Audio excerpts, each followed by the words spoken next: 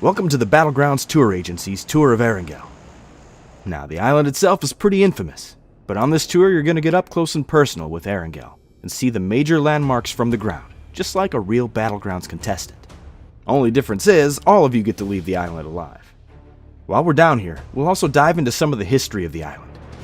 Nobody really knows the whole story about what went down here, but with the help of prominent Battlegrounds historians, we've pieced together some of the clues left behind. Now, when people still lived here, there was quite the little community on the island. Farmers, laborers, physicians, teachers, even dock workers made up Erangel's economy, and everyone contributed to keep the island a self-sustained place. Even after the military took control of Sosnovka, life kept on like normal for a time. But as the occupying force got more oppressive and more demanding of the population's obedience, well, things started to escalate.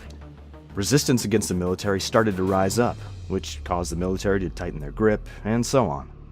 Of course, that all ended in 1965 when the bombs started dropping. Anyway, our first stop on the tour is Kameshki. It might look like a sleepy seaside town, but Kameshki was actually quite important to the resistance, as is apparent by their hidden-in-plain-sight base. This was one of several bases set up around the island to monitor what the military was doing and plan strikes against them. And being so close to Stalber, you can bet they were relaying communications of their own. Speaking of, let's head up the mountain. Stalber is one of the highest points on Erangel, and as such was the perfect spot to set up communications arrays.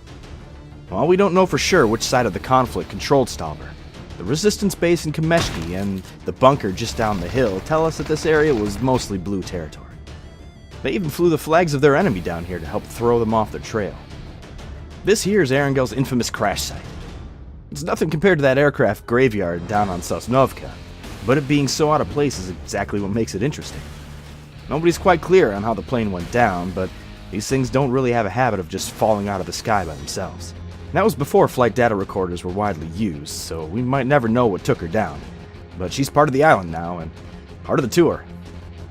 George Bull was a priority for the occupying force, as it housed a large portion of Erangel's population, and was the island's most prominent port, with shipping containers full of supplies from the mainland arriving every week. They set up base in the north of the city and put its jail to good use once the blue flags started flying around. Some of you noticed the cameras around. Those are a more recent addition to make sure none of the Battlegrounds action is missed.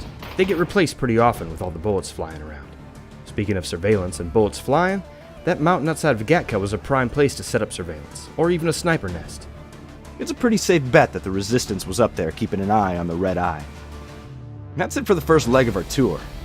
We'll spend the night here in Gatka and start up first thing in the morning. Just remember, the crew does a great job of cleaning up after a battleground, but if you happen to come across a weapon, just assume it's loaded and alert one of your guides immediately. Last thing we need is to cut the tour short to rush someone back for medical attention. The rest of the night is yours. If you're enjoying the tour, be sure to give us a 5-star review and tell your friends that it was the Battlegrounds Tour Agency that helped you explore the Battlegrounds like never before. Good night.